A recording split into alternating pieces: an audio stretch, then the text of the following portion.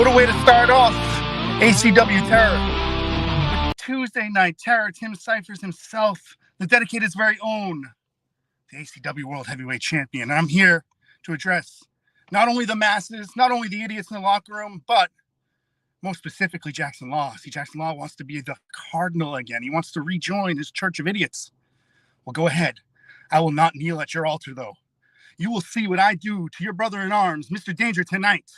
And Mr. Danger will go home and he will be safe again. He will no longer be in any danger. He will go home and be safe again because he will realize that he just can't cut it in a world that involves the real Tim Cyphers. And that message will be delivered not only to Mr. Danger, but to you too, Jackson Law. We're on the road to apocalypse. You got your hands full tonight, but you better believe I'll be watching your match. And you better believe that what I've got in store for you at the main event of Apocalypse 4 is the ass kicking of a lifetime. So that's your reality now. You want to pull some strings and not use your contract, that's fine. I'll beat you twice. I'll beat you 3 times. I'll beat you 10 times. I'll beat you as many times as it takes. But we are live here in Alexandria, Louisiana. And I know the realists in the crowd are ready to get this show started. So with that being said, this, as always, has been Real Talk.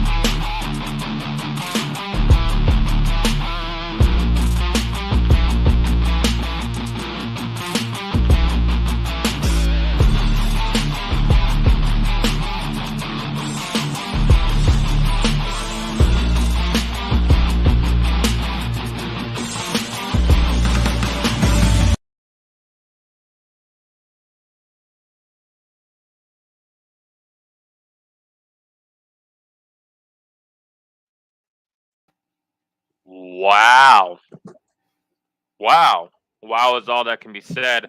What an introduction, ladies and gentlemen, from the real Tim Cyphers. But I'm sure all of you sheep were expecting, you were anticipating, you wanted to see maybe Malcolm King, maybe Lavender D, maybe even Chris Mack Paddywhack, but instead you get a special edition of Inside the Ropes. Allow me to introduce us. I am the God, Jackson Law, alongside me, my ever so lovely, gorgeous, elegant, the goddess herself, the Flower Princess. But I know what you're thinking. We're missing someone. We're missing a few people. I mean, where's Austin? Where's Sarabai? Well, Austin and Sarabai, they had better things to do. Mm-hmm. But I do have a treat for all of you sheep, and that is none other than my Jugga Bro himself, the neck cutter himself, KC Riddle. That's right. That's right. What's happening, my motherfucking family? Whoop whoop and all that good stuff. Guys, I got a personal message from the real Tim Cyphers earlier. Did you guys see that? That's how much he loves you. You see, everyone worships you. They can't get your name out of their mouths. Hey, watch it. They'll be in other people's inboxes with your name too. If you know, you know. If you know, you know. You're right. And God, I cannot wait. I cannot wait. Let's help all of these sheep who probably didn't have any idea what the real Tim Cyphers was talking about. Let's enlighten them a little bit on what he was referring to. See, Jackson Law, being the god that I am, I may or may not have pulled some strings. You never. You don't ever use your power for anything but good for this company. Absolutely, absolutely. She's right. And listen, Tim, it's not. Who am I kidding? It is personal, and it is business. And at Apocalypse 4, I invoked my rematch clause for the ACW World Heavyweight Championship. When everyone was thinking Jackson Law was going to use the briefcase to get that opportunity. But I have bigger, better plans for that briefcase. I have bigger, better plans for that opportunity. And like I said earlier this week, if I just so happen to lose to the real Tim Cyphers, well, I have an ace in the hole. But moving on here, because this is laying down the laws edition of Inside the Ropes, the Renegade Party. Renegade is in the house. If you are online right now, if you're watching the show, go ahead, tag your friends, tag your family, tag your loved ones, tag your enemies. Hell, get as many people here as you possibly can to enjoy an MPCW branded promotion. Now, obviously, we have some people already here, and I want to be a good host. I want to be a good Jackson today. So I will recognize these people. First and foremost, Mr. James Rhodes. Get some real talent That's why we're here. on. We are the real talent. There's a reason why they asked Renegade to do this show and not the Dedicated. Exactly. As our brother Austin Kruger would say, swiping left. And we have Dominator's in the house. Dominator's here. I'm actually, it's dark as hell with these sunglasses on. I would love to join the sunglasses party with you fabulous people, but it is so dark. I have to be able to see what I'm looking at here. I'm happy Dominator's here. I'm happy you're here, Dominator. I appreciate you showing up, showing your support. And I mean the Nat is here with the poop emoji. I don't know who he's referring to. I don't even know if he's talking about himself. I'm gonna just assume that he's talking about himself. Who knows? He can't be talking about the goddess here. And obviously he's not talking about me or you. There's no way. No. Actually, I got it. Being the smart brain that I am. Big brain. About James Rhodes. You right. James Rhodes. That's that true. Makes sense. That's true. That is true. That's very true. But damn true. Let's jump into this now. Malcolm and Lavender and Chris Mack, they do an okay job with this show. What they fail to mention to the viewers is that everything that we are stating here today has already happened, meaning we're talking past tense when we're referring to this, which is why someone like myself, someone like Casey Riddle, someone like Flower Princess can be live and in living color on camera and telling you exactly what happened in each and every one of these matches. But we are going to start with ACW's opening. Live in, as Tim Cypher said, Alexandria, Louisiana. Well, we get the show started with the real Tim Cyphers as really plays and outcomes Tim Cyphers with his championship, the ACW World Heavyweight Championship. He walks down to the ring with purpose and he calls for a mic. But clearly, I didn't want to hear what he had to say. I didn't think any of these people wanted to hear what he had to say. So along comes Jackson Law. That's right. That's right. Y'all see it. Me and Tim Cyphers lock eyes. As I walk towards the ring, I get into the ring. Cyphers drops the mic. And me and him are chest to chest, face to face. Things are about to get real. If you know, you know. And as we square up, a howl fills the arena. The camera pans out to the crowd, and a hooded man is walking through the crowd. And people were asking, is that T-Wolf? I can't tell. Me and Cyphers, we see this man coming down to the ring, and lo and behold, it was T-Wolf, the ultimate predator with the most keen sense of awareness, making his entrance, but he was carrying a briefcase in his hand, and everyone went bananas. With excitement, with fear, with whatever you want to call it. Everyone knew, no surprise, but T-Wolf jumps up on the ramp with the briefcase in his hand, and it looks like he might be cashing in on Tim Cyphers here tonight. Right now, after a few moments of playing mind games, the Wolf enters the ring with the briefcase and stands in between myself and Mr. Cyphers. He glares at me. We have a stare down. He glares at Tim Cyphers. They have a stare down, and he lets out a howl as he opens the briefcase, and everyone is beside themselves. We have no idea what is going to go on. This could be it. He could be cashing in. We might just have an impromptu championship match here between the real Tim Cyphers and T-Wolf. But when he opens the briefcase, it's revealing a black and white shirt, a referee's shirt.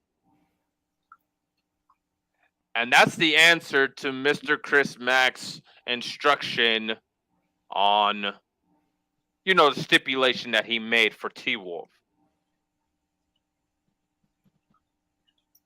Chris Mack makes his way out on the ramp with a mic, and he tells T-Wolf that he is the man in charge right now and that this match is right now, meaning James Rhodes versus T-Wolf, which was supposed to be later on in the night. It was scheduled for later on in the night. Let's see what happens with this James Rhodes and T-Wolf match. As me and Cyphers get out of the ring, we stay at ringside, and the match goes back and forth for a while. T-Wolf gets a few moves in on James Rhodes. James Rhodes gets a few moves in on T-Wolf, and it's anybody's ball game. Hold on. Who am I kidding? This is James Rhodes we're talking about. Going against the Ultimate Predator. It literally is not anyone's ball game. But let's just see what happens. Wolf gets control early. He shows his strength. Press slams Rhodes. Nearly clotheslines his head off. He whips him into the turnbuckle and hits him with an aggressive corner splash. Wolf never goes for a pin. You guys need to remember that. The viewers that are watching, everyone underneath this MPCW umbrella needs to understand T-Wolf. He's an idiot. Never He goes. should go for a pinfall, get it over with. Beat James Rhodes like the piss and he is. Have an easy night. But no, T-Wolf always wants blood. Pain.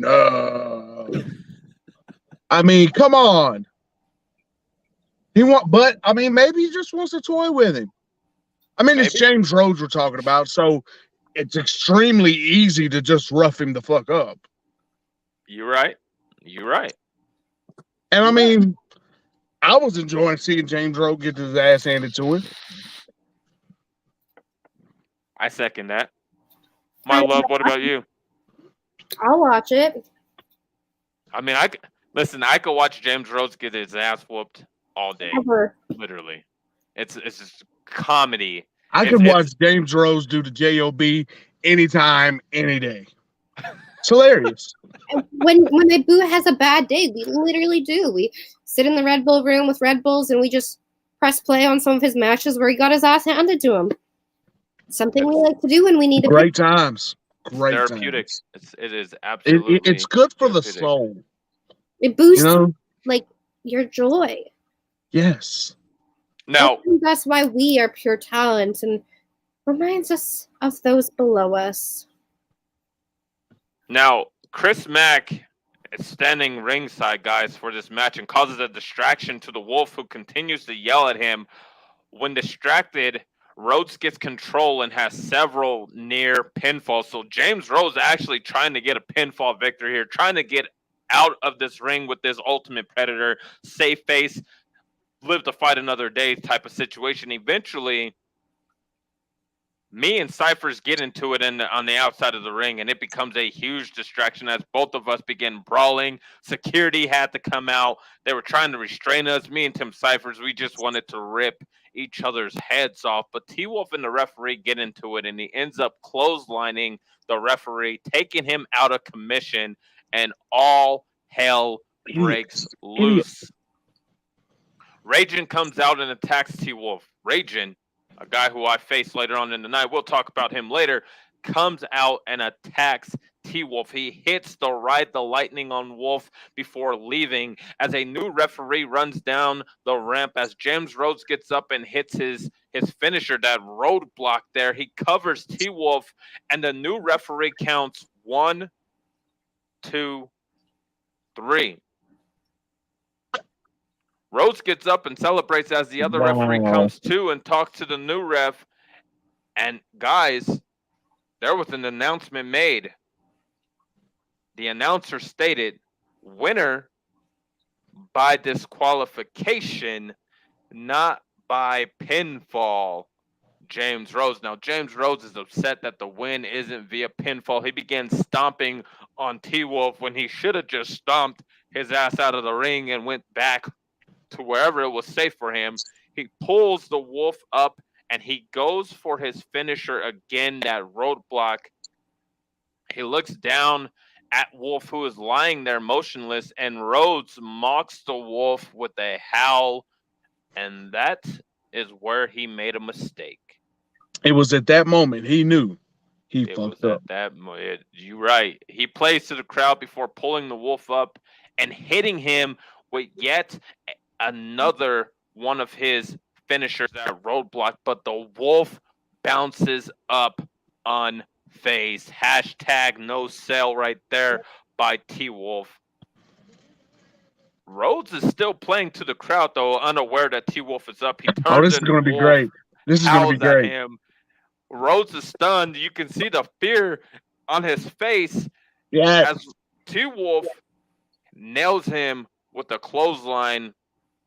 Wolf then proceeds to beat the Rhodes to a bloody pulp.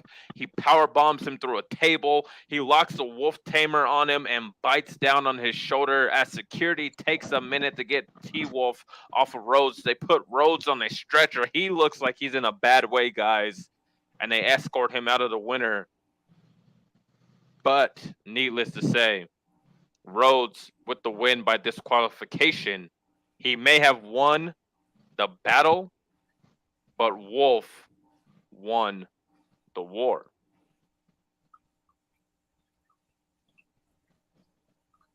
Holy shit. That's my reaction. Holy shit. Real you quick. Could smell it. You could smell it. I mean, I agree. I'm pretty sure he's probably where they probably put some depends on him before they put him on the stretcher. When he turned around and seen that the Wolf was standing, you could smell it immediately. Let's look at the reactions that we got during that match, though. T-Wolf is the most feared person in this business.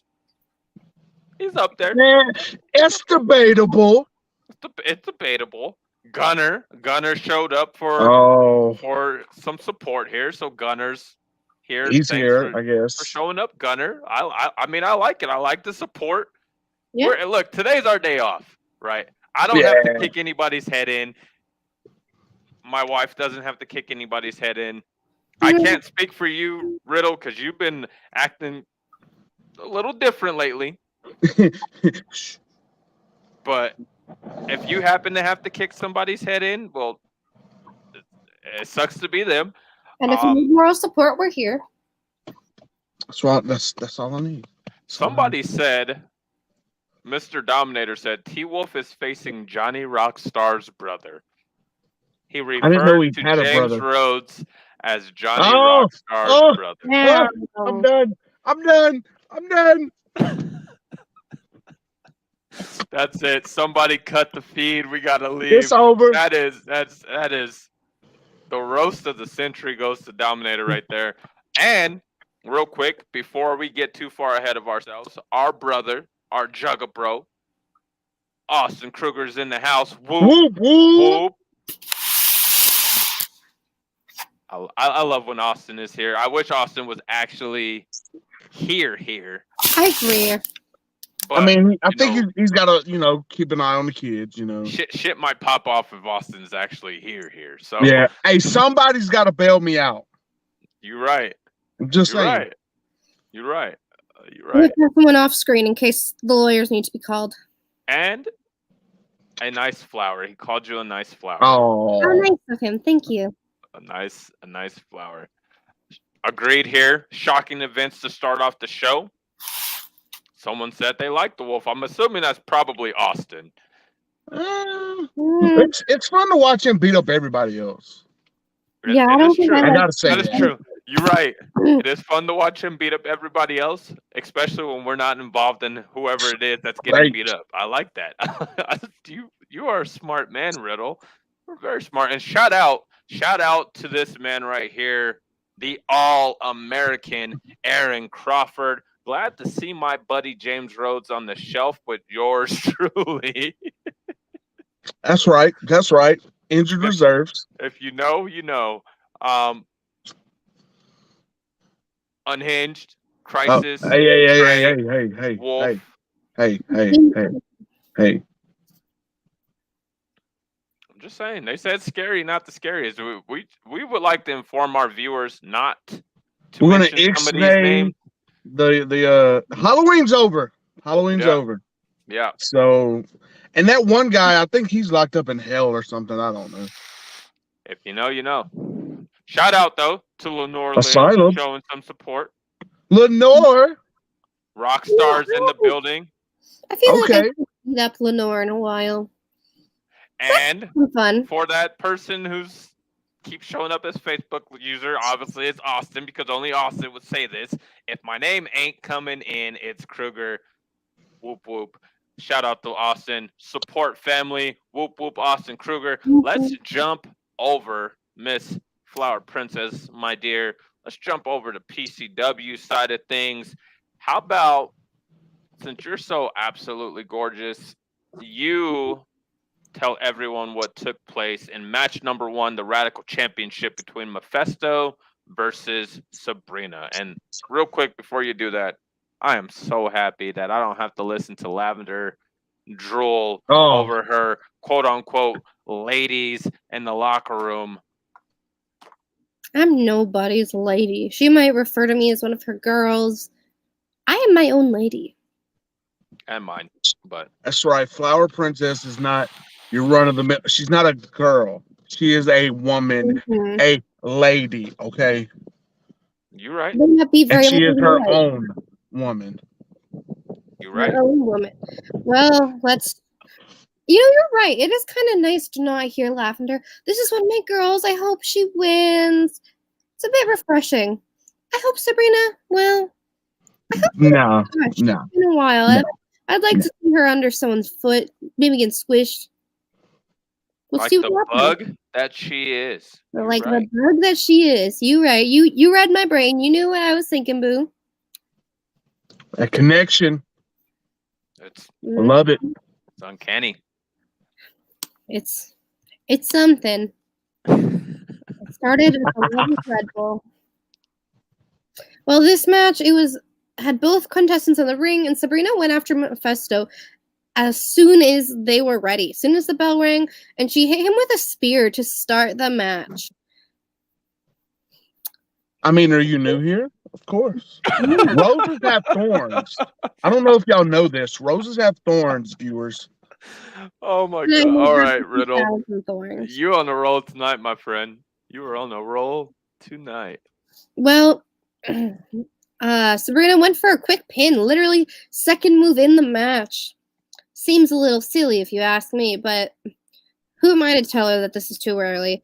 She got a quick pin with a 1-2 and a kick out, and this infuriated her. What a dummy. You don't get a quick pin and win after 2 matches. Like her.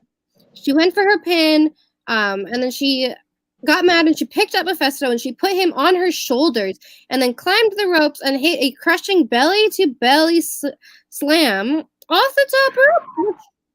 I'll give her that's some power. That's a move that I've never had to be on the receiving end, and I hope to never be on the receiving end. And that happened, and she goes for another pin right away and gets the 1-2 and a kick out. Sabrina is beside herself as she is yelling at the ref, giving him Mephisto time to collect himself and get his bearings again. And he goes and pulls out his wand and uses it to strike his wand. I don't know what that means. Is that PG? Boo. Listen, guys, it's an actual wand that he carries out to the ring. Oh. Jesus Christ. I was a little worried that this wasn't like PG-14. Like, wand, that sounds a little concerning.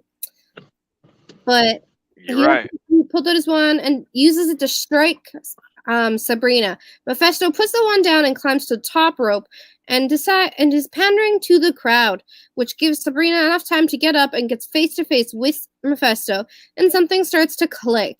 They are now going at each other fist to fist. They're absolute bloodbath between the two of them, and it is bloody and disgusting. And this match has now gone to the outside of the ring. The ref has tried to get control of both individuals, but they're not listening. They don't care. They are just beating the holy hell out of each other. But eventually they do get the inside of the ring. The ref gets in, goes between the two, and gets taken out in the process, which Malcolm, who's just kind of hanging on the sidelines, he presses a button to on the announcement table as the asylum siren sounds. Oh shit. The nurses are racing to the ring and they break up the fight, and then they sedate Sabrina, strap her to a gurney, and put her in a straight jacket. And they go to sedate take her away. Because he has the Radical Championship, and he grabs his wand, waves it, makes a huge carnival box appear out of nowhere. He gets in the box, the lights are out, and now they're back on, and Mephisto, that wand, and the Radical Championship, they're gone. Listen, real quick, I would like to, if I ever get the opportunity to speak with Mephisto, he's kind of not all the way there, but if I do get the opportunity to speak with Mephisto, one of the questions that I'm going to ask him is, has he been hanging out with the Ringmaster? That's a good question. That's a great question. That's a good question. That trick looks real familiar. Oh yeah, it was. Listen, it was borderline gimmick infringement. Borderline. Just a wee bit. Just a wee bit. Like about that much. Almost. Now, I don't know if I would be doing shit like that with T-Wolf lurking around lately or whatnot, but hey, to each their own. Shout out, though, to the Asylum for showing up and taking Sabrina's sorry ass out of here. Yes. Smells better already. It's like a fresh spray of Febreze just filled the arena there. It's like, wow. But I do want to say this to Mephisto, wherever you're at, if you're watching, if you're not watching, I don't really know. You might want to hide in that box forever because you have something that belongs to Sabrina. And she's a little crazy. He should be careful. You know, she used to hang out with Ringmaster. She knows a couple tricks herself. And she's got all these witch stuff. Riddle, what a great You are the commentator of the year. What a great connection there. I didn't even think about the fact that Sabrina was a part of the Dark Circus with the Ringmaster. It's okay. They forgot to. Maybe this is Mephisto's way of trying to bring that group back, or maybe this is Mephisto's way of rubbing it in and poking the bear. They could come back, but if they come up against us, we're just going to stomp them. So you're right. Let's stay with PCW for a second, just for a second. Okay. Obviously, the match got ruled a no contest. Sucks to be Sabrina. You know, she got a needle shoved in her ass and she fell asleep in a straitjacket. Mephisto disappeared, which is probably the smartest thing he did all night. But match number 2, only because my brother's here, we got to talk about match number 2. Match number 2 for Phenomenal Championship Wrestling, a tag team match between the Renegades, Sarabai, and KC Riddle versus the Dedicateds, Nikki and Brockus. Ooh. Borefest. Those two, man. my personal opinion. But Riddle and Brockus start the match off hot as both men throw everything but the kitchen sink at each other. I mean, you guys were just blow for blow, just throwing bombs at each other in the opening settings of this match, Riddle. Brockus would gain the momentum as he hit Riddle in the midsection and followed up with a Siberian Express, the Muscle Buster, and dropped your ass on the mat, my friend. And I know you probably weren't too happy about that. It probably didn't even feel very well, but the good news is at least Brockus knows how to do the move better than one Samoa Joe, because you could be injured right now. Well, I mean, my name isn't just whatever TJ or nothing, so I think I'm okay. I think you're right. It is Casey, not TJ. You're right. Brockus and Nikki would take control of the match for several minutes with quick tags and tandem offense. Nikki and Brockus nail Riddle with the cutthroat connection, that Hangman DDT 450 splash combination move there. Nikki hooks the legs, 1, 2, but my Jugabro kicked out before the ref could count to 3. Now Nikki can't believe it as she pulls Riddle to his feet and sends you to the ropes. Riddle would duck underneath a clothesline, runs the ropes, and Riddle drills Nikki with the no jackhammer needed. Almost cut that girl in 2. Damn right. But with everything that you took in the beginning of this match, you were unable to capitalize. Both competitors were down as their respective partners try to motivate their partners to make the tag. Both Riddle and Nikki slowly crawl towards their corners. They make the hot tag at the same time as both Sarabai and Brockus get in the ring. Sarabai, being the bigger and fresher man, blocks a punch from Brockus and follows up with a brutal headbutt. Now, in most cases, I say nobody wins a headbutt. But in this case, with the size of the cranium on Sarabai's shoulders, I think Sarabai won that altercation there. Easily. Now, Nikki gets in the ring and charges at Sarabai, who catches her and drills her with a vicious running power slam. Brockus would hit him with a super kick, causing the big man to stumble as Brockus climbs to the top rope and goes for a crossbody, but Sarabai catches him out of the air and connects with ancient history, the mandible claw slam, and I almost thought he threw Brockus into the depths of hell, down there with Crisis somewhere. It was just a powerful, powerful slam. You, sir, would tell Sarabai to make a tag. Now, this is where I forementioned earlier that I don't think you're feeling like your normal self here, because Sarabai would tag you in, but you immediately rolled out of the ring and grabbed a steel chair. And all hell broke loose as the referee pleads with you to get rid of the chair, but you literally slapped the taste out of the referee's mouth. Like, what He did the deserved five it. fingers say to the face type situation right there? The referee calls for the bell, obviously, Riddle, because you can't put your hands on an official. But He was interrupting me from doing my job. But Riddle and Sarabai, obviously, as we see here on the screen, you guys definitely could give a damn about a disqualification, a win, or anything. Winner via DQ, Brock and Nikki. Now, Riddle went absolutely berserk here, ladies and gentlemen, as he delivered multiple chair shots to Brock, just beating the holy hell out of Brock. Sarabai just sat back, watched, and enjoyed the show.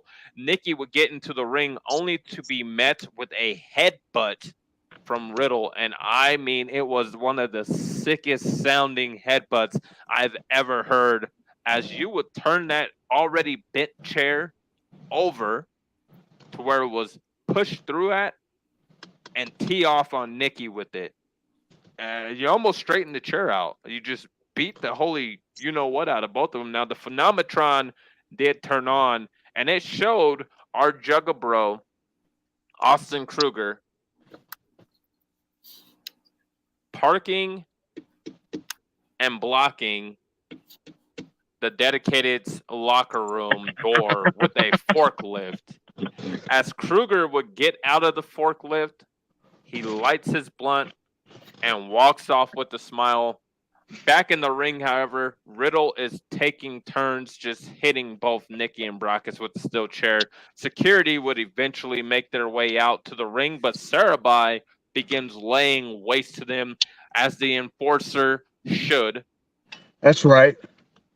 Sarabai would grab Riddle, who had a maniacal smile on his face, and you guys went to the backstage area as doctors checked on Nikki and Brackus and the security guards that Sarabai damn near killed. So, congratulations to Nikki and Brackus on a disqualification. That makes you guys a winner, right? However, I don't think they are going to be feeling the same tomorrow morning. Oh, wait. My mistake. Tomorrow they have to deal with Austin Kruger and the Underground in the Asylum, so... Oops. Best of luck, suckers. We might have done that accidentally on purpose. Just a little. Speaking of Sarabai versus Johnny Rockstar versus RAW Raw for Tuesday Night Terror, ACW. Sarabai and Rockstar start out by double teaming with a double suplex on Raw, but he rolls out of the ring and neither of them can go for a pin. After several minutes, Rockstar can't get the upper hand, but he keeps fighting, showing how much heart he has. Sarabai starts getting cocky. I mean, the enforcer should be. After getting the upper hand with a dominant performance, he sets up a table and ladder, making sure Rockstar stays down. Sarabai nails him with a chair and then begins setting up the table and ladder. He sets Rockstar on the table and climbs the ladder.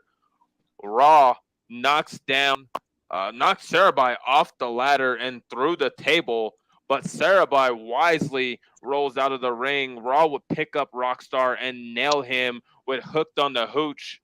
But Sarabai is back up as he nails Raw with a hell bite, that spear from out of nowhere, and throws him out of the ring. He would then grab Rockstar and nail not one, but three Cerberus Paradox F5s. And he picks up the 1, 2, 3, and the win as Raw is up as the referee counts to 3. Your winner, our brother, the enforcer himself. Yeah. Charlie Sarabai. So congratulations to Sarabai for actually getting a victory this week. ACW Hardcore Champion. ACW hardcore champion. You know, I heard Malcolm and them saying that Sarabai bullied his way into that championship Bullied? last week. I mean, what's the Cletus could clearly not defend the championship. You're right. What else are you gonna do? You give it to the guy who's still standing. I agree. What do you think, Boo? I think that Renegades are making a mess, and I love it. I think we should have some fun next week. I think we should let our hair down, per se, and see what kind of trouble we can get into, Boo. Casey Riddle and Sarabai did a pretty good job of it this week. You're right. You're right. If I had any hair to let down, I definitely would. But let's stay with ACW real quick. This says match number 2. Technically, it's match number 3. Austin Kruger versus Casey Luchador in a Champions Showcase. Our brother, Mr. Kruger. This guy. Mr. Kruger. He made an absolute statement before the match even started. Before Absolutely. they could even ring the bell, he was making a statement as Fortuna plays on the speakers of the Rapids Parish Coliseum here in Alexandria, Louisiana, and the crowd goes insane as they see it's Austin Kruger dressed as HHL. Yeah. Mind games at play here, baby. I am absolutely in love with that. Real quick, before I finish telling what happened in this, I need to, tag Austin. Let me get Austin on the phone real quick. And just for shits and gigs, let's just make sure that, HHL knows what happened. Because why not? Why not? Why not?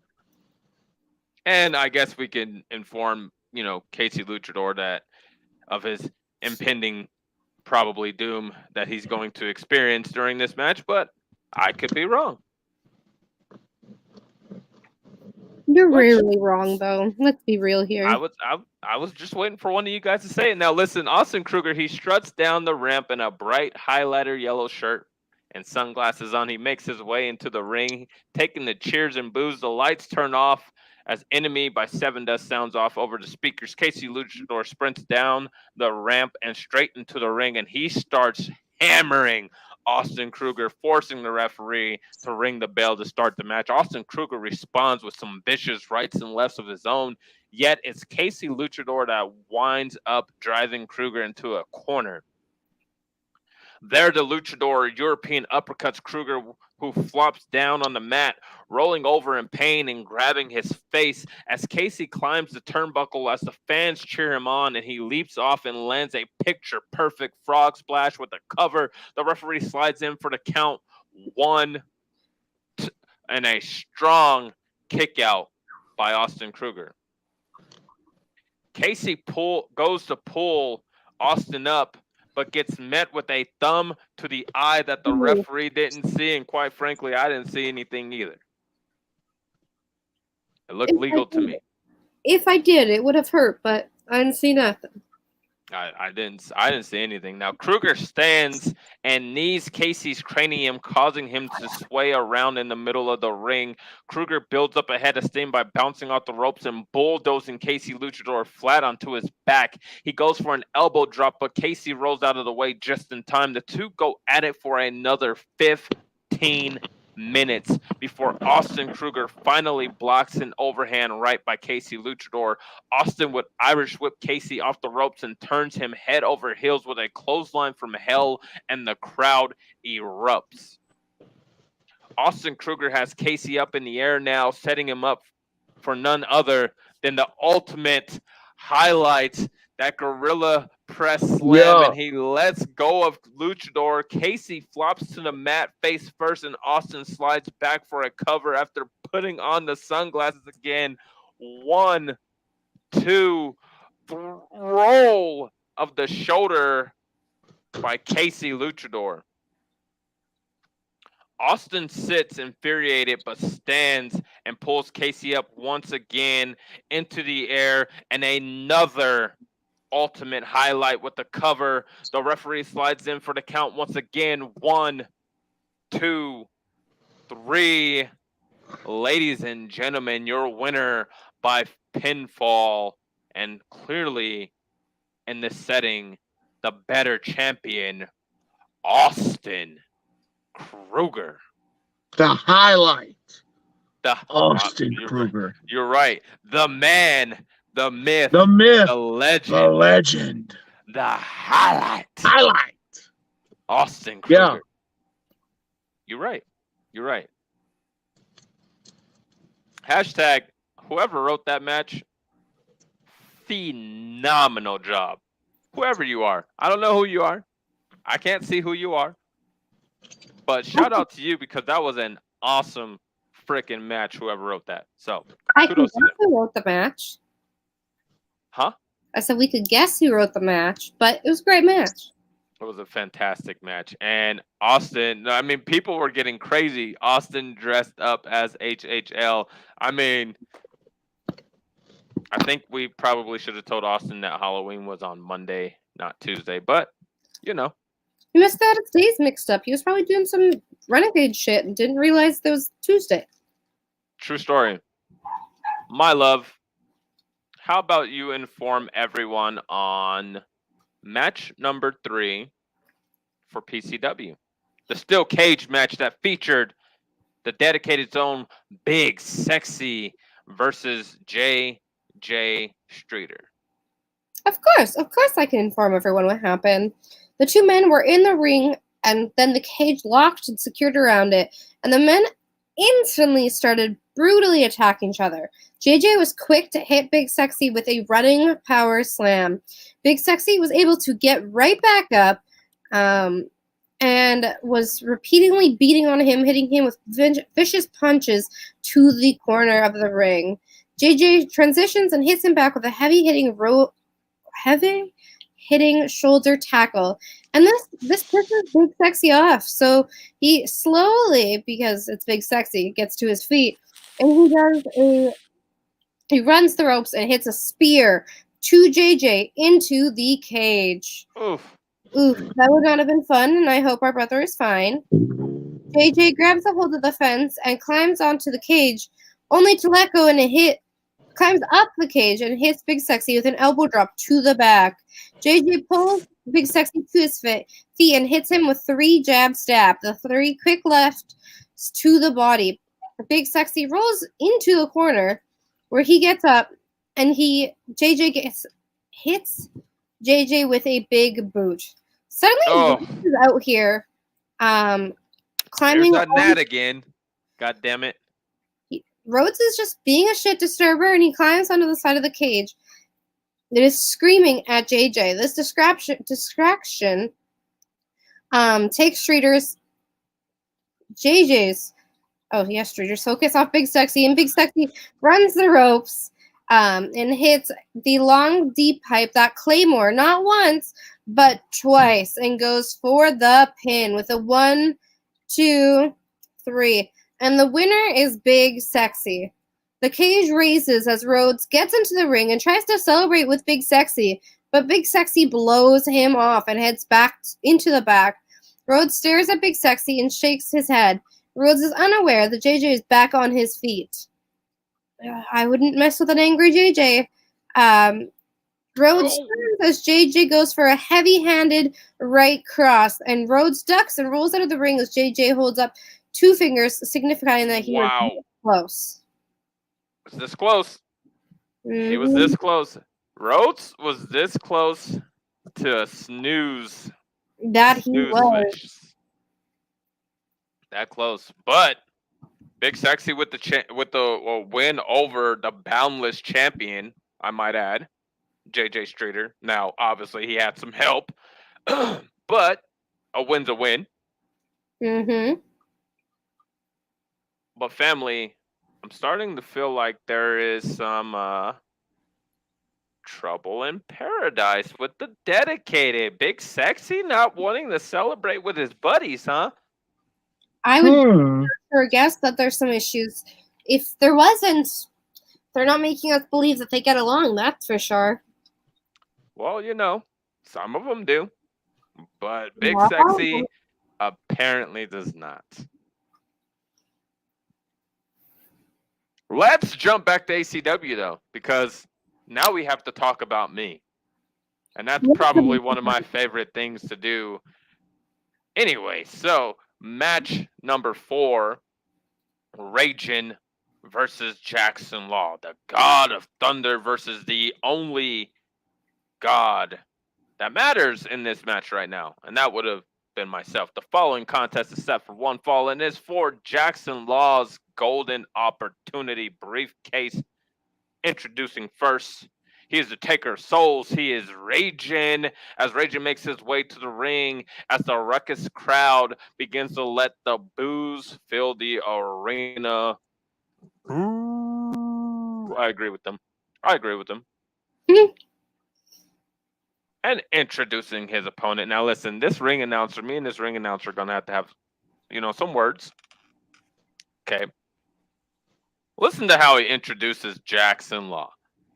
Introducing his opponent, he is the former ACW World Heavyweight Champion and the holder of the Golden Opportunity briefcase. He represents Renegade. He is the Black Prince Jackson Law. Jackson Law walks out into the arena as the fans are mixed with their response, as most sheep are. 2 men await the bell as Jackson Law calls for a test of strength. Ragin reaches out and they lock hands. As Ragin slowly reaches his other hand, Jackson kicks Ragin in the gut and begins to deliver a barrage of strikes and then nails a vicious Shining Wizard. He goes a little old school. I went in my bag. I pulled out some of the classics. He goes for the cover. Greatest hits. But it's only good for 2. It was close. The battle continues as both men trade control of the match and several near falls. Ragin seems to be in control at this point. He Irish whips Law into the corner and he picks Law up, looking to hit Snake Eyes, but Law lands 2 elbows to Ragin and works himself free. He hits the Lawless as Ragin goes back first into the corner. Law then delivers a Law and Order as Ragin is down. Law picks up Ragin by the head and he looks at Ragin. You're the soul taker, huh? Well, take this, bitch. And that is an actual quote, by the way. As I would proceed to slap the taste out of Ragin's mouth in a sign of total disrespect. Absolutely. Ragin goes down as Law picks him up again and tells him, you will never get my golden case, you scary looking bitch. Also, actual quote. And again slaps Ragin, but this time Ragin doesn't go down. He immediately shakes it off and is eye to eye with Law as he hits Law with a big spine buster and unleashes lefts and rights on Law. Ragin is back on his feet. He is setting up for the right, the lightning. The lights go out and a howl is heard throughout the arena. Then we can hear the word beware echo through the arena. The lights here are we go on, with this guy. but nothing. Ragin looks around and yells, Wolf, you coward. As the lights go out again and a howl fills the arena, when they come back on, T-Wolf goes for a wolf spear, but Ragin moves out of the way and T-Wolf nails Jackson Law as the referee has no choice but to call for the DQ and award the match to Jackson Law. A win is a win.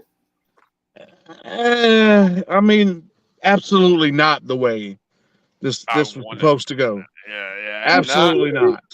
And it hurt. Absolutely not. Okay, I'm not gonna lie to you guys. The wolf spear hurt. Absolutely. Okay, it didn't feel nice. All right, Ragin is about to nail T-Wolf with his maw, but that lights thing he carries. Yeah, that creepy little thing that but the lights go out again. Shit. The lights on, and it looks like T Wolf is in the rafters, laughing. How did But he? Is he Batman? yeah, that's a great question. Instant transmission. Yeah, or something. Listen, I don't know how he got up there so fast, but something's fishy about that, guys. And the T's. Usually don't hear. What's up with that? What's up with that? Agreed. Maybe he just wanted Rajan to say his name. I mean, at this point, T Wolf is playing To chess acknowledge him, while maybe? Rajan is playing checkers. Let's shift gears. Why don't we? Before didn't we? Well, I mean, didn't they kind of pay us to play something? They did kind of pay us to play something. We didn't promise, but they paid us. Now, when you pay, money talks. But Just saying. Like, they may have gave us money to play something, but do we have to?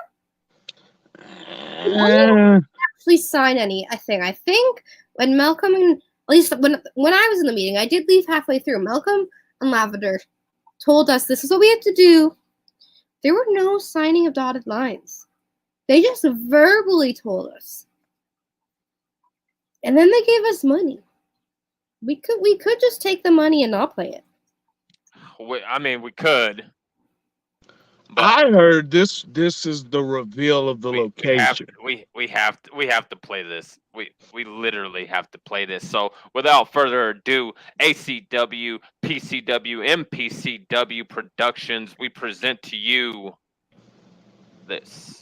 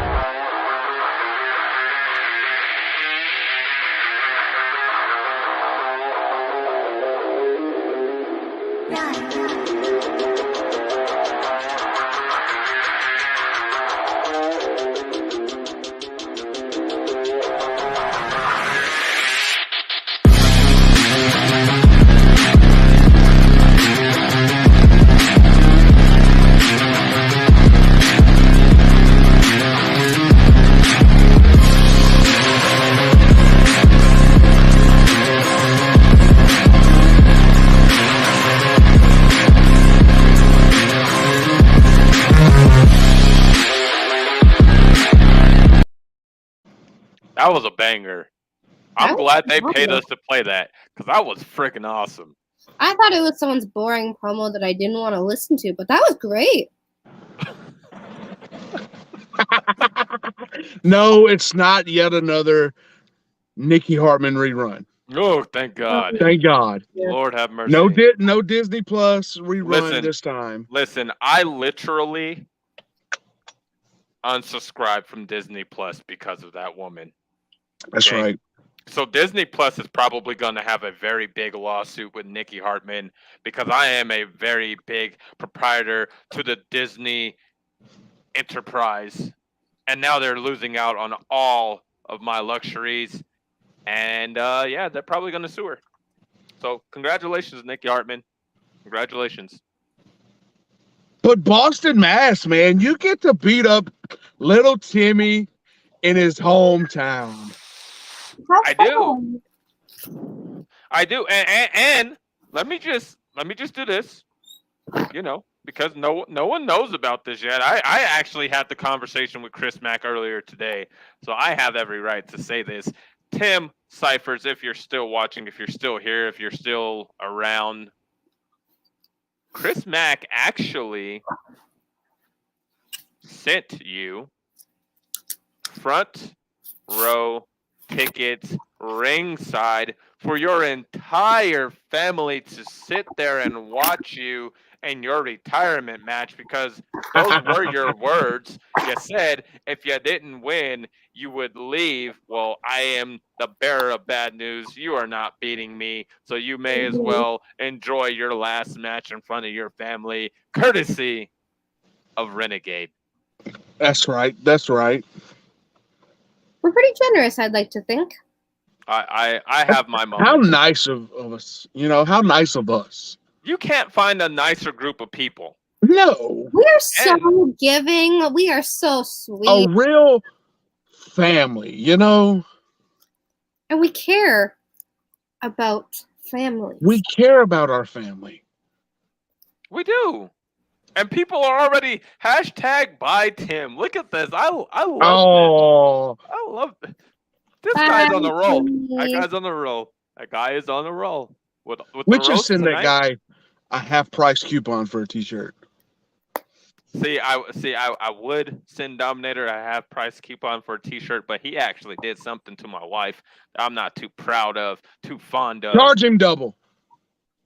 You right. Charge him double. Triple, maybe. Yeah. We interrupted something very important. He Maybe did. a lawsuit even.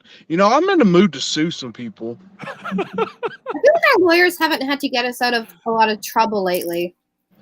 I just want the trademark for our group, our old group name, me and Kruger. Hashtag CTC. I agree. Co-main event for PCW, the PCW Global Championship match. Sorry, Riddle. I'm sorry. Yeah. Michael the Angel, King Baker. Let's just see how this went. Michael is in the ring waiting for his challenger as King Baker makes his way down to the ring with a chair in hand. I know that Michael better whip this guy's ass, because after a performance where he somehow, with the grace of us gods, beat me, quote unquote, if he gets beat by Queen Baker here, I'm going to a Waffle House. And you know what happens when I do that? Oh shit. Well, listen. If you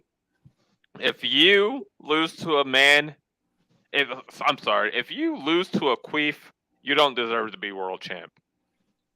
I'm taking it back. Repossessing. Well, yeah, repossession. We can Renegade repossession crew. That's it. There you go. Look at that. We mark it in already. Queef Baker is a loser. I freaking love that. Yes, I love that. Absolutely. Clearly, guys, this is not a no disqualification, anything goes type of match. So him walking down with a chair makes no sense to me. But Michael laughs as Baker gets into the ring with the chair. Michael instructs the referee to start the match. As the ref calls for the bell, Baker goes to hit Michael with the chair, but the referee steps in and grabs the chair. The referee steps away to toss the chair out of the ring as King Baker takes the opportunity to kick Michael below the belt. Oh. Yeah. Oh. Yeah.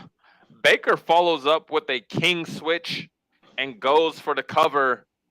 1, 2, kick out by Michael.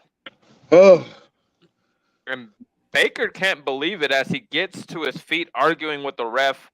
Michael gets up and hits the God tier and locks King Baker in the God lock, that chicken wing crossface, as Baker struggles but taps out. Mm-hmm. Your winner via submission, Michael the Angel, and still PCW Global Champion, Michael the Angel. After this aftermath, I'm gonna ask a question because I'm not sure if I'm allowed to say these things or not on screen, and But Michael gets his title and raises it, showing support to the fans when Baker gets up and hits him with another low blow. Oh, Dick Punch City. DOA plays on the PA system. Yes. It's a cash in time. Okay, cash-ins as I come out with the briefcase, and we are about to see a cash-in as I get into the ring and I nail King Baker with a DOA, the RKO out of nowhere. Baker rolls out of the ring as I hand the briefcase to the referee. The referee goes to talk to the ring announcer as I nailed Michael the Angel with the Sinner's Judgment, the curb stomp, planting his obnoxiously large head on that mat. I grabbed my briefcase out of the hand of the referee and I held it up because, ladies and gentlemen, boys and girls, you will not see a cash-in on PCW here tonight. Not for free. Not for free. Not for free. Now, No. Baker did get up, and he got back into the ring, and I took offense to that. Absolutely. Absolutely. So It's your time. I cracked him over his small pumpkin-sized head with the briefcase. Now, clearly I went a little bit out of control with it as I delivered multiple shots to the head of Baker with the briefcase. As I get to my feet, I hit Michael the Angel with the briefcase as well, just to remind him that his fate is in my hands. Now, we taking over plays on the PA system as the dedicated zone gunner comes racing out to the ring. I roll out of the ring with a smile on my face as Gunner checks on both Baker and Michael. As I made my way up the ramp, eyes still fixed on Gunner. Sarabai, our enforcer, steps out from the backstage area, eyes fixed on Gunner, very displeased with the interruption by Mr. Brutally Gunner. interrupted.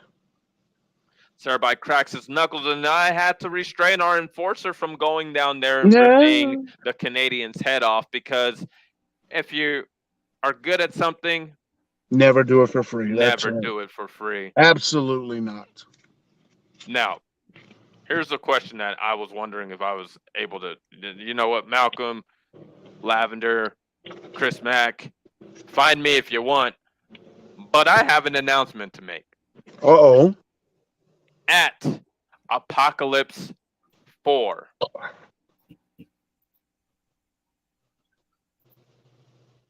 PCW main event will see the PCW Global Champion Michael the Angel versus the PCW Infinity World Champion, the Dominator, in a unification match.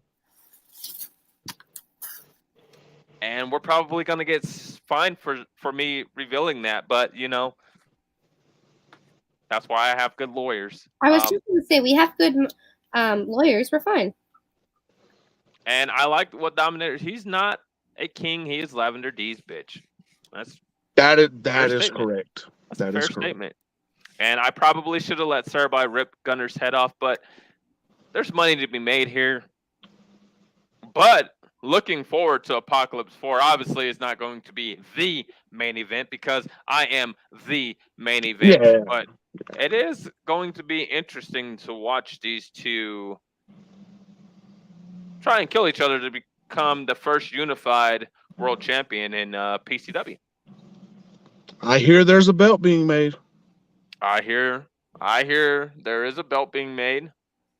That is. I was told that was all I can say, though, or they would legal action. Yeah. I heard it's almost as nice as my belt, but not actually as nice. I mean, let's just be honest. You make the belt look nice. That is true. It looks better because it's with you. You know. That's true. I know. It's true. That's very true. Now, speaking of your belt, because you were supposed to have a celebration. That's right. A renegade celebration for a goddess.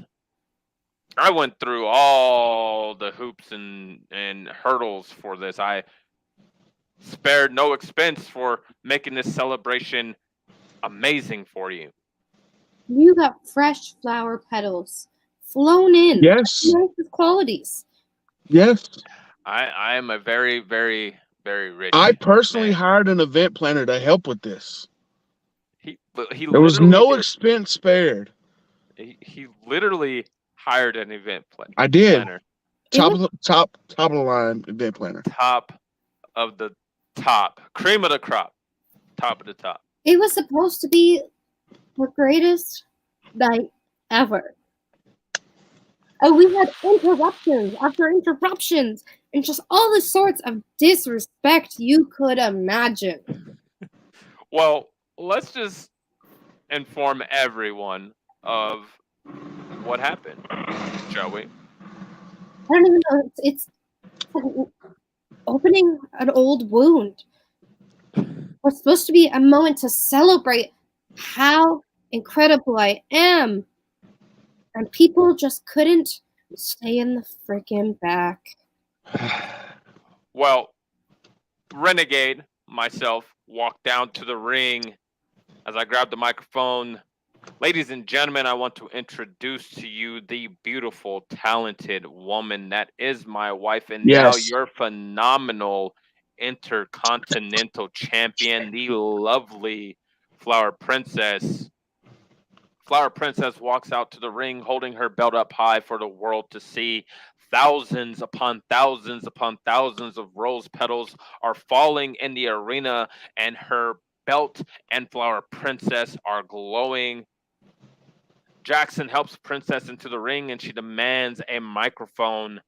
And she states, "Ladies and gentlemen, bow down to your phenomenal intercontinental champion. Mhm. For the past 2 weeks, I've debated on what to say to the Flower Nation. Then I remembered, this is my favorite part. It doesn't matter. My favorite part. That was my favorite part. You followers did not get me the belt. My hard work and renegade Yes. mindset got Yes. me this belt, and I'm the most deserving of it in this locker room." When suddenly Enter the Sandman plays on the PA system and Dominator steps out holding a microphone himself. "The most deserving," he says. "Is this some comedy act? Flower Princess, who took the world title from you the last time you held it?" "That's right, me." Now, before we continue with whatever Dominator said, I do want to just point this out to everyone. This man has ruined my family for years. He took a championship from me, and then he turned around and did the same thing to my wife. There is going to be some, let's just say, in due time, Consequences. a receipt will be collected. Yeah. But carrying on, continuing on, if anyone deserves to be celebrated, it's me. If anyone deserves your belt, it's me.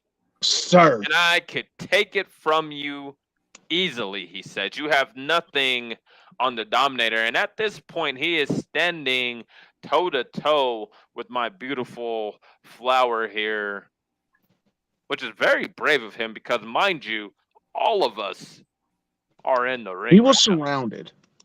Yeah. He wasn't. I mean, it's Dominator though. He has more than a few screws loose, and he's definitely not the brightest crayon in the Crayola box. But Dominator, did you not hear me? This is Flower Princess speaking. You are to bow down to the phenomenal intercontinental champion. As Dominator laughs, he says, "I will not bow down to you. There is not a soul who is more than deserving of any championship here than me. I should be holding that belt, not you." When suddenly Born for this plays and James Rhodes comes running down this ramp Of course. and takes the microphone from Dominator. Is this a joke?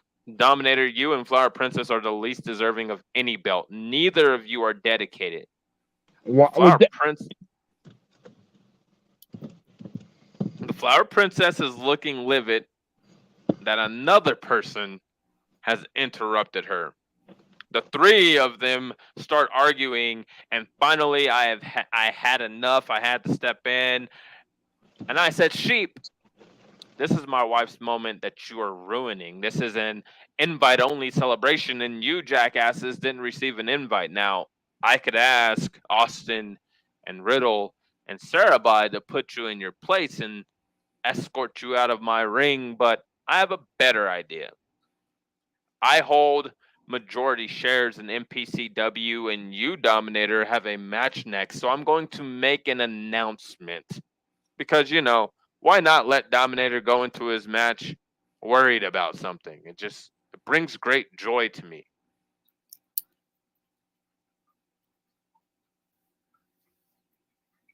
The announcement that I made is on the next PCW show, Dominator and Rhodes will go one-on-one, and my beautiful wife will be the special guest referee for that match.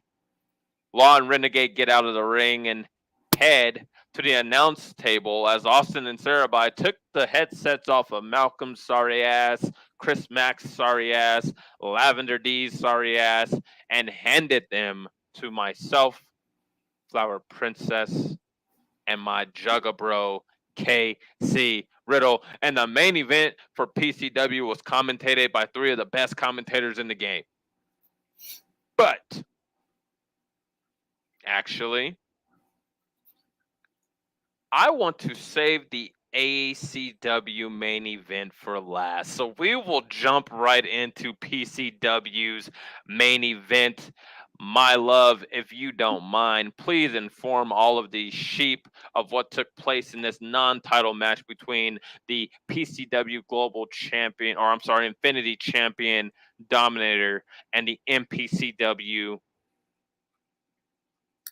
Network Champion, the Deacon of Debauchery, our family, Trey Camp, if you may. Well, the ref called for the bell as soon as Trey and Dominator were in the center of the ring, and the 2 men they lock up and they go back and forth with hard-hitting action for several minutes of the match. Dominator ducks under a punch and hits Trey Camp with a vicious spine buster. Dominator pulls Camp to his feet and tosses him into the corner turnbuckles. Dominator straddles each of Trey Camp's legs across the second ropes and creates some distance. Dominator,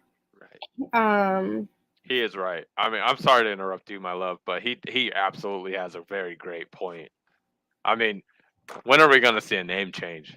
For the love of Christ, I've been married to you for 2 years. Back to the match. When I feel like it. Remember, I am my own woman. She's right. Well, he created some distance, and Dominator hits Camp with a Shattered Dreams. Immediately goes for a cover, which is a 1, 2, and a kick out. Dominator stays on the attack as he pulls Camp up and lifts him into a powerbomb position. Dominator goes for a spinning powerbomb, but Camp reverses it into a spike DDT. Ooh! Right on that peanut head. Yep. He goes for the 1, 2, and a no. Dominator gets his shoulder up just before the 3 count. Camp gets to his feet and motions for Dominator to get up. Dominator makes it to his knees before Camp as Camp runs the ropes. Trey goes for an ace low, that V-trigger knee, but Dominator catches his leg. That shows some great awareness in the ring, for sure there. Dominator gets to his feet and hits him with a dragon screw. Dominator wraps his around the head of Trey and pulls him to his feet, following up Dominator with a brain buster. Dominator walks Trey into the Dominator clutch, and Trey struggles and tries to get the briefcase. Law climbs up to the ring apron, yelling at the referee. Dominator releases the hold, running the ropes, and knocks Law off the apron, which I can remember how mad you were about that.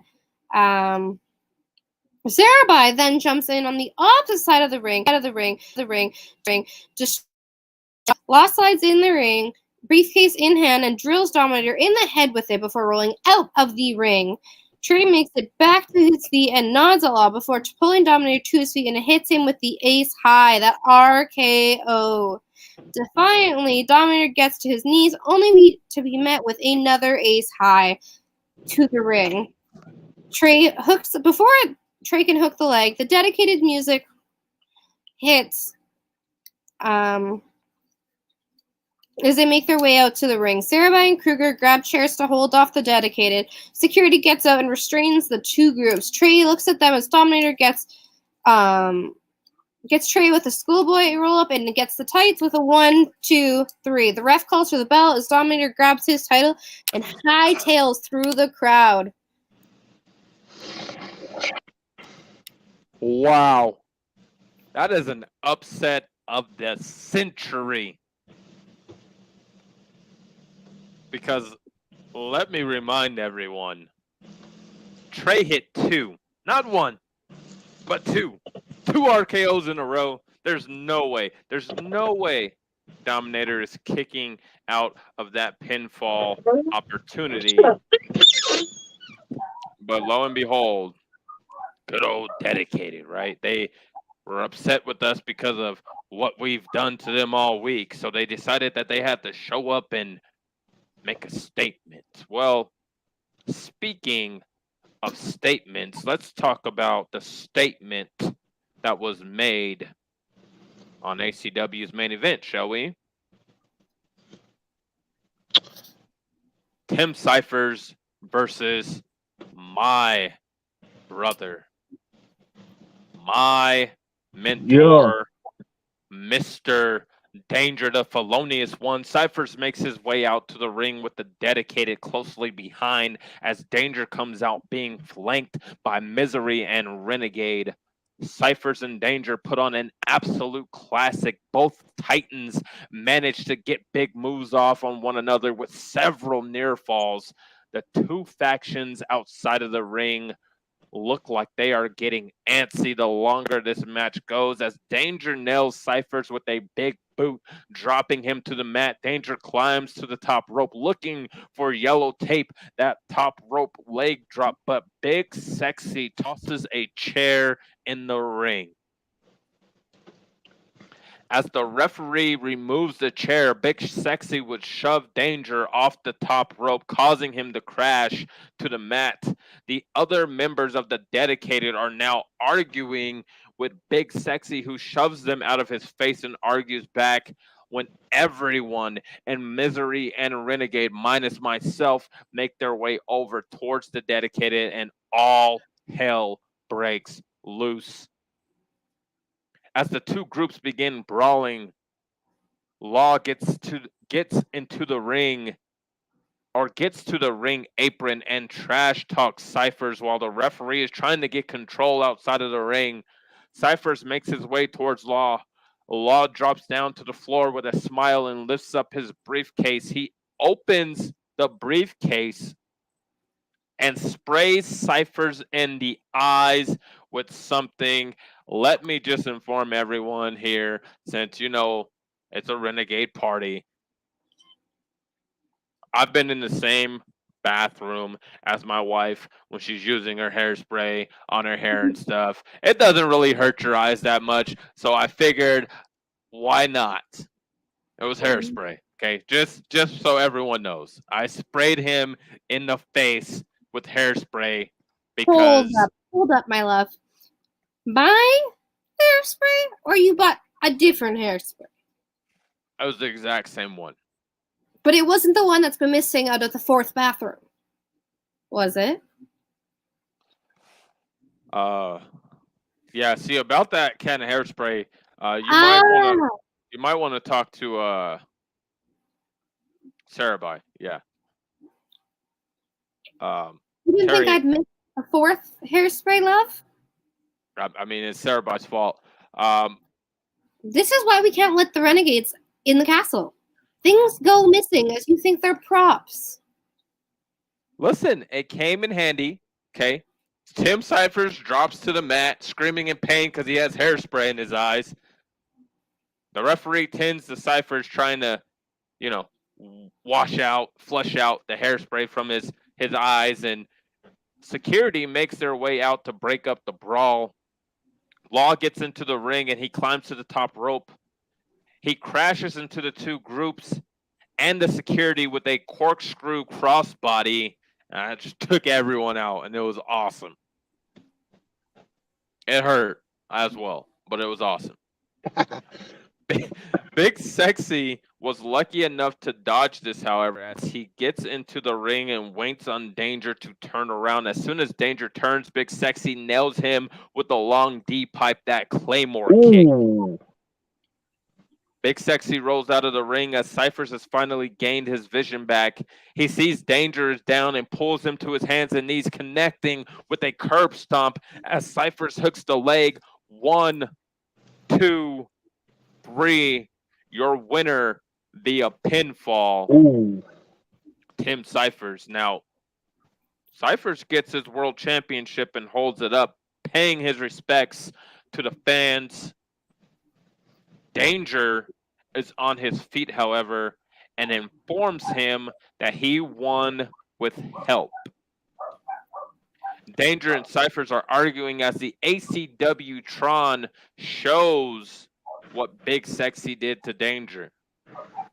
And it's clear as day, you can see him hit that Claymore while Tim is down, not able to see what's going on. The ref wasn't able to see what was going on.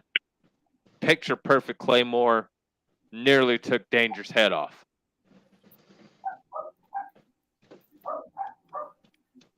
Big Sexy gets in the ring and lines Danger up for another Claymore.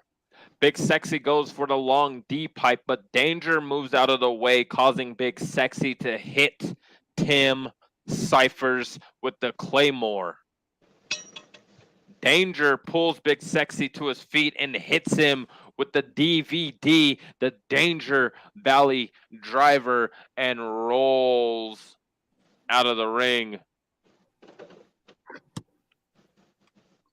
Mi Familia, I think business is going to get really, really interesting for everyone here as we make our way to Apocalypse 4. Mm-hmm. Some of the reactions, and still the champ, Dominator. He is currently still the champ. For now. If you know, you know. Hashtag this is all. It was awesome. And Law steals hairspray. Justice for my hairspray. Listen, we needed it for that night, and it was utilized and at an expert level. Okay. So anytime anything goes missing, I'm just gonna start to say it's the Renegade fault. The next time one of my Red Bulls go missing, might have been Casey Riddle. The green room snacks are missing, might have been Austin Kruger. Well, Hairspray missing, for sure Sarah. You're right. You know, But- it's hard being the only woman in a faction like this because you boys are up to no good always. It's hard to be a queen with a bunch of goofballs. I mean, right now, the biggest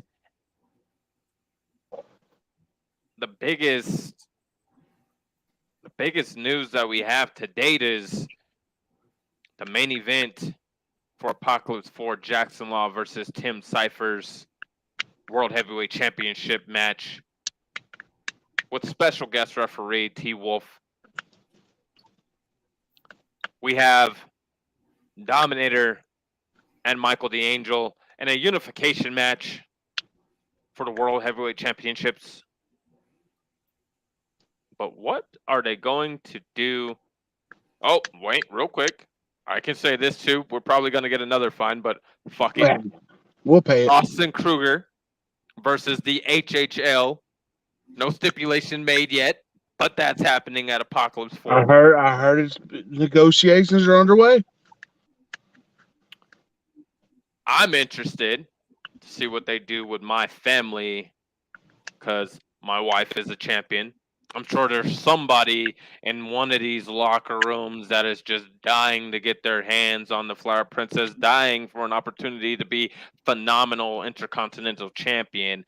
But what are they going to do with my brother here who was mistreated mistreated. Absolutely mistreated. You had a championship match, and they let that little pissant Mason Stevens interrupt that match and cost you your chance of being a triple champion again. Yeah. Yeah. So Chris Mack, Malcolm King, Lavender D, you guys got some thinking to do. Got some planning to put on. And from Renegade, you're welcome for tonight. Ladies and gentlemen, boys and girls, It's been their pleasure. it's been your pleasure. You are all welcome. And we're not going to say that boring, No. stupid No. catchphrase from the CEO. I think we Donald should just say, Smith. toodles, bitches. We got some shit to do. I am the God, the Black Prince Jackson Law. Alongside me, my beautiful, elegant flower princess, my wife, my jugga bro, KC Riddle, the neck cutter. Shut And from Austin Kruger, the man, the myth, Myth. the ultimate highlight. Yes, the highlight. And the enforcer, Sarah Bai. This is Renegade territory, and we're on our Renegade shit. Whoop, whoop.